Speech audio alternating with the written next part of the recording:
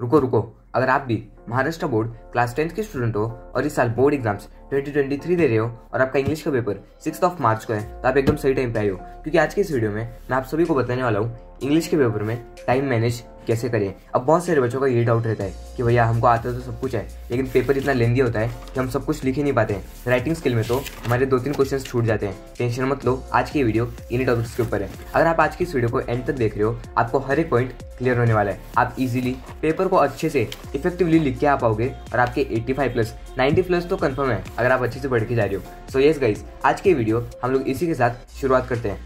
अगर आप हमारे चैनल पे फर्स्ट टाइम आए हो, नीचे जो सब्सक्राइब का बटन है उसे क्लिक करो और बेल नोटिफिकेशन ऑन कर दो, क्योंकि आपको इसी टाइप के अमेजिंग वीडियोस फ्यूचर में भी मिलने वाले हैं। और अब आपका हिंदी का पेपर है, हिंदी के लिए बहुत सारे अमेजिंग वीडियोस आने वाले हैं। अब हम बात करते हैं टाइम मैनेजमेंट की। अब सुनो, सबसे पहली चीज that is section 1 language study. यह आपका पूरा ग्रामर का सेक्शन है। अभी देखो, ये सेक्शन में आपको टाइम नहीं लगना चाहिए। आप ऑलरेडी इतने अच्छे से प्रैक्टिस करके जाओ कि आपका इस सेक्शन के अंदर टाइम वेस्ट नहीं हो रहा है। अब लेट्स इमेजिन कि आपका क्वेश्चन पेपर है और इसके अंदर आपने फर्स्ट क्वेश्चन लिख लिया, सेकंड क्वेश्चन भी लिख लिया। अब आपको थर्ड क्वेश्चन में टाइम लग रहा है, आपको आंसर नहीं मिल रहा है, तो इसके ऊपर टाइम वेस्ट मत करना। मैं अभी बता रहा हूँ, ये क्वेश्चन के ऊपर अपना 5 से 10 मिनट टाइम वेस्ट मत करना।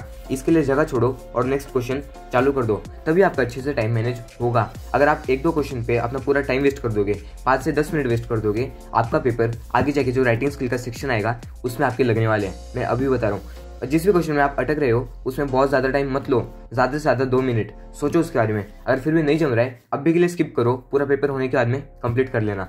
वहीं पे अगर हम बात करें नेक्स्ट क्वेश्चन की, that is section number 2 textual passages. अब देखो, इसके अंदर एक सीक्रेट ट्रिक है जो कि मैंने बहुत सारे बच्चों को बताई है। अगर आप हमें फर्स्ट टाइम देख रहे हो, मैं आपको भी बता देता हूँ। आपको सबसे पहले क्वेश्चंस पढ़ने हैं। ये जो क्वेश्चंस है ना, आपको पहले इनको पढ़ना है, फिर आपको पैराग्राफ पढ़ना है। क्योंकि उससे होगा क्या, समझो कोई नॉर्मल बच्चा है, वो पहले पैराग्राफ पढ़ेगा, फिर वो क्वेश्चंस पढ़ेगा, फिर वो वापस पैराग्राफ पढ़ेगा आंसर ढूंढने के लिए। कितना ज्यादा टाइम वेस्ट हो रहा है। आप इससे अच्छा पहले क्वेश्चन पढ़ो, फिर आप पैराग्राफ जब पढ़ोगे आप इजीली आंसर को मार्क कर पाओगे और उसी तरह आप अपना बहुत ज्यादा टाइम सेव करने वाले हो। और ये जो इस टाइप के क्वेश्चंस हैं, इनमें आपको टाइम नहीं लगना चाहिए। 1-2 बार पैराग्राफ पढ़ो और तुरंत आंसर लिखना चालू कर दो, तभी आपका पेपर अच्छे से टाइम पे होगा। और ये जो इस टाइप के क्वेश्चंस हैं वोकैबुलरी के, ये क्वेश्चंस आपके अच्छे से प्रिपेयर होने चाहिए। टेक्स्ट बुक के अंदर भी इस टाइप के क्वेश्चंस दिए हुए होते हैं, आप जाके प्रैक्टिस करो उनको। वहीं पे अगर हम बात करें डू एज डायरेक्टेड, आपका जो ये सेक्शन है दैट इज टेक्सचुअल पैसेजेस का, इसके अंदर वोकैबुलरी पूछी जाएगी और ग्रामर भी पूछा जाएगा। आपको उस हिसाब से खुद को प्रिपेयर रखना होगा, तभी आपके अच्छे मार्क्स आने वाले हैं। और देखो, ये जो A5 है दैट इज पर्सनल रेस्पॉन्स, इसके अंदर आपको करना क्या है, ये कितने मार्क्स का आता है, 2 मार्क्स का आता है ना। आपको 8 to 10 लाइन्स में इसको लिखना होगा, ना ही ज्यादा छोटा ना ही ज्यादा बड़ा। आपके जो भी पॉइंट्स हैं, आपको जो भी पॉइंट्स दिमाग में याद आ रहे हैं, उन सबको अच्छे से एक अच्छी इंग्लिश की लैंग्वेज में लिख के आ जाना। वहीं पर अगर हम बात करें, ये जो इस टाइप के क्वेश्चंस आते हैं, ये आपको फटफट करने हैं, लेकिन अच्छे से क्वेश्चन पढ़ लेना इनका। यहाँ पे क्या लिखा हुआ है कि complete the given sentences by choosing the correct option. अपने को पूरे सेंटेंस को कंप्लीट करना है, मतलब वापस लिखना है। मेरे एक फ्रेंड ने क्या किया था, उसने क्वेश्चन अच्छे से पढ़ा नहीं एक्साइटमेंट में, और वो सिर्फ आंसर को लिख के आ गया, उसके 2 मार्क्स वेस्ट हो गए। आपको ऐसे नहीं करना है, आपको हर एक क्वेश्चन को अच्छे से रीड करना है, समझ लेना है, फिर आपको लिखना है। अब हम बात करते हैं नेक्स्ट सेक्शन की, दैट इज पोइट्री। पोइट्री में हम लोग किस तरह से मैक्सिमम मार्क्स स्कोर करें, किस तरह से अपना टाइम मैनेज रखें। अब देखो, पोइट्री का सेक्शन कितने मार्क्स का आता है, ये आता है टोटल 10 मार्क्स का। उसके अंदर 5 मार्क्स के 2 क्वेश्चन डिवाइडेड होते हैं, एक पोएम कॉम्प्रिहेंशन और दूसरा एप्रिसिएशन। आपको इस सेक्शन के अंदर अपना टाइम वेस्ट नहीं करना है, आपको ऑलरेडी पोएम समझ के जाओ, फिर आप इजीली लिख के आ जाओगे। बहुत सारे बच्चे करते हैं पहले तो पोएम को समझेंगे नहीं, फिर ये जो इस टाइप के क्वेश्चन आते हैं उनमें उनका बहुत ज्यादा टाइम वेस्ट हो जाता है। इसलिए आपको ऐसे नहीं करना है, आपको पोएम को समझ के रखना है। इसलिए मैं वीडियो आज ही बना रहा हूँ। आपके जो भी इंपॉर्टेंट पोएम्स हैं उन सबको समझ के रखो, ताकि आप इस टाइप के क्वेश्चन को इजिली लिख के आ पाओ और इंग्लिश के एग्जाम को फोड़ के आ जाओ। ठीक है, अब हम बात करते हैं एप्रिसिएशन की। एप्रिसिएशन कैसे लिखना है, कितना बड़ा लिखना है। अब देखो, ये कितने पॉइंट्स हैं, 4 पॉइंट्स हैं। That is the title and the poet of the poem, rhyme scheme, figure of speech, central idea और थीम। सेंट्रल आइडिया और थीम ये पूरे 2 मार्क्स का आता है, बाकी पूरे 1-1 मार्क्स के। आपको उसी हिसाब से लिखना होगा। ये 2 मार्क्स का आता है ना, आपको 10 से 12 लाइन में इसको लिखना होगा, तभी आपके फुल मार्क्स मिलेंगे। और आप एप्रिसिएशन को लर्न करके जाओ, समझ के जाओ, रट्टा मार के मत जाना। अगर फिर भी आपको समझ में नहीं आ रहा है, बिल्कुल भी समझ में नहीं आ रहा है, फिर आप रट्टा मारना, लेकिन मैं जितना बोलूँ आप रट्टा मारने की अवॉइड करो। क्योंकि देखो, बात कैसी है, अगर आप पोएम को समझ के जाओगे, आप ये वाले क्वेश्चन को भी अच्छे से लिख के आ जाओगे।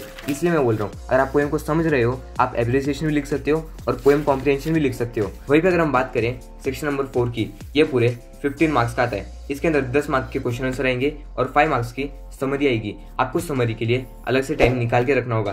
क्यों, बताता हूँ मैं आपको। वहीं पे अगर हम बात करें 10 मार्क्स। 10 मार्क्स आपके पैराग्राफ में से ही पूछे जाएंगे। आपको पैराग्राफ को अच्छे से पढ़ना है, अच्छे से समझना है, फिर आपको आंसर लिखना है, क्योंकि तभी आप अच्छे से लिख के आ पाओगे और कम टाइम में लिख के आओगे। ये कितने मार्क्स है? 10 मार्क्स के क्वेश्चन आंसर पूछे जाएंगे और इसी टाइप के क्वेश्चन आते हैं। वेब डायग्राम, फ्लो चार्ट, इस टाइप के क्वेश्चन भी पूछे जाते हैं। अब देखो, ये जो पॉइंट मैंने बताया था वही आपको करना है। पहले आप क्वेश्चन आंसर्स पढ़ो, फिर आप पैराग्राफ को पढ़ो, उसके वजह से आपका बहुत ज़्यादा टाइम सेव होगा। अब हम बात करते हैं समरी की। समरी कैसे लिखनी है, समरी में कितना टाइम दिया हम लोग। समरी टोटल 5 मार्क्स की आएगी, लेकिन समरी को आपको समझने के लिए पैराग्राफ को समझना होगा, तभी आप अच्छे से लिख के आओगे। सबसे पहली चीज़, आपको पैराग्राफ को 1 से 2 बार रीड करना है, समझ लेना है कि पैराग्राफ वाले बता क्या रहे हैं। उसके बाद में आपको खुद के वर्ड्स में लिखना है, ठीक है। समरी आप खुद के वर्ड्स में भी लिख सकते हो। यहाँ पे क्या है, ये पूरा एक पैराग्राफ, फिर यहाँ से सेकंड पैराग्राफ चालू हुआ है, ये सेकंड पैराग्राफ यहाँ पे एंड हुआ और यहाँ पे थर्ड पैराग्राफ है। अब सुनो, ये कितने 3 पैराग्राफ है ना, लेकिन समरी का रूल क्या है, आपको 1/3 लिखना है पूरे पैराग्राफ के। अब ये 3 पैराग्राफ है, आपको सिर्फ एक पैराग्राफ के अंदर इन सब का समरी बताना होगा, तभी आपको फुल मार्क्स मिलने वाले हैं। और अपनी समरी को एकदम बहुत बड़ा मत लिख देना, 1 पेज की समरी मत लिखना। समरी आप लिखो जितना पैराग्राफ रहेगा उसका 1/3 साइज, मतलब 10 to 15 लाइन्स में आप समरी को एंड अप कर दो। इस पैराग्राफ के अंदर इन लोगों ने पूरी लाइफ साइकिल बताई है एक फायरफ्लाई की। आपको पूरा पैराग्राफ अच्छे से एक्सप्लेन नहीं करना है, आपको एकदम समरी के अंदर सब कुछ बता देना है। अगर मैं एग्जांपल बताऊं, आप ऐसे भी लिख सकते हो, there are many different life stages of a fireflies. पूरा पैराग्राफ सिर्फ एक लाइन में कवर हो गया। आपको उसी तरह से लिखना है, तभी आपके अच्छे मार्क्स मिलने वाले हैं।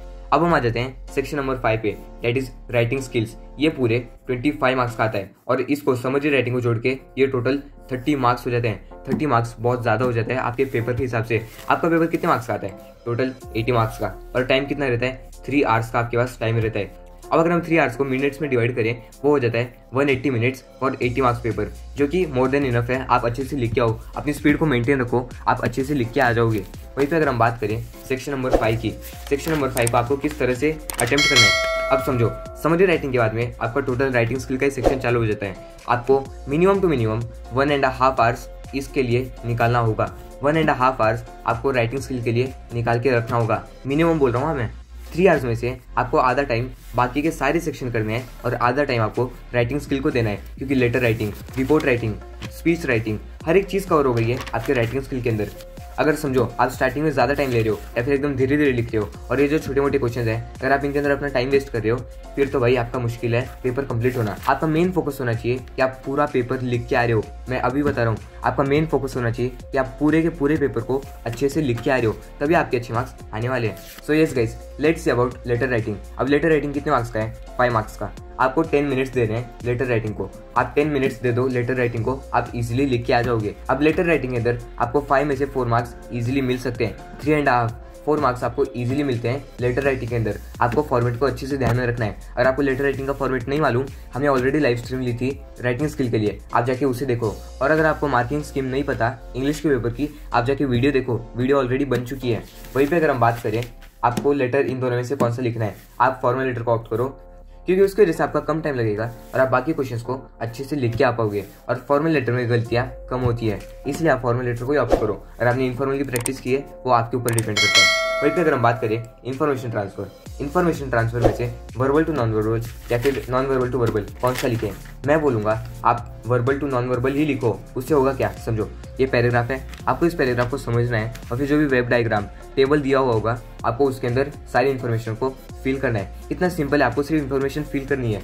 वहीं पे अगर हम सेकंड क्वेश्चन की बात करें, that is non verbal to verbal, इसके अंदर ये जो टेबल फॉर्म है आपको इसका पैराग्राफ बनाना होगा, आपको खुद के सेंटेंस से इसको लिखना होगा। अब सुनो, ये मैं आपको टीचर के पॉइंट ऑफ व्यू से नहीं बता रहा हूँ, मैं आपको बता रहा हूँ स्टूडेंट के पॉइंट ऑफ व्यू से। मैंने खुद ने कैसे समझा था, मैं खुद किस तरह से 85+ स्कोर कर पाया इंग्लिश के सब्जेक्ट के अंदर, मैं आपको वो बता रहा हूँ। लेकिन सुनो, मेन पॉइंट जो कि आप सबको दिमाग में रखना है, गिव अ सुटेबल टाइटल।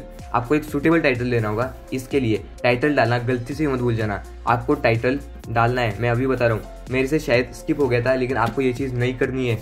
अब हम बात करते हैं नेक्स्ट क्वेश्चन की, that is prepare a speech. ये भी 5 मार्क्स की है, आप 10 मिनट्स निकाल के रखो। आपके दिमाग में जो भी पॉइंट्स आ रहे हैं उन सबको बाजू में लिख दो। और देखो, क्वेश्चन में भी पॉइंट्स दिए हुए होते हैं, आपको इन पॉइंट्स को कवर करना होगा अपने राइटिंग स्किल के अंदर। इन पॉइंट्स को तो कवर करना ही है, लेकिन सिर्फ आपको इन पॉइंट्स को ही कवर नहीं करना है, आपको और भी पॉइंट्स खुद की तरफ से एड ऑन करने होंगे। वहीं पे अगर हम व्यू काउंटर व्यू की बात करें, इसको आपको सोचना होगा, अच्छे से सोच समझ के लिखना होगा। मैं बोलूँगा आप स्पीच राइटिंग को ऑप्ट करो, वो आपके ऊपर डिपेंड करता है कि आपको ये लिखना है या फिर ये लिखना है। मैंने आपको समझा दिया है दोनों। Section number 6 creative writing. आपको क्रिएटिव होना पड़ेगा ये सेक्शन को लिखने के लिए। क्यों?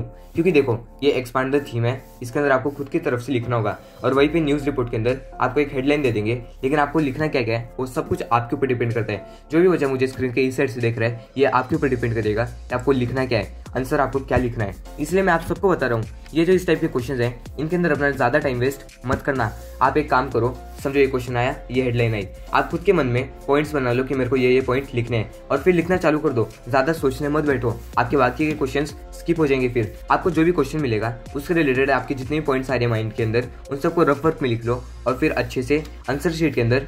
अब हम आ जाते हैं लास्ट क्वेश्चन के ऊपर, that is developing a story. अब देखो इसके अंदर क्या एक्सप्लेन करना है। आपको फर्स्ट लाइन मिलेगी, आपको पूरी स्टोरी खुद के वर्ड्स में लिखना होगा, लेकिन एक चीज़ ध्यान में रखना, आपकी जो फर्स्ट लाइन है आपको उससे ही स्टार्ट करना है, खुद के हिसाब से स्टार्ट मत करना।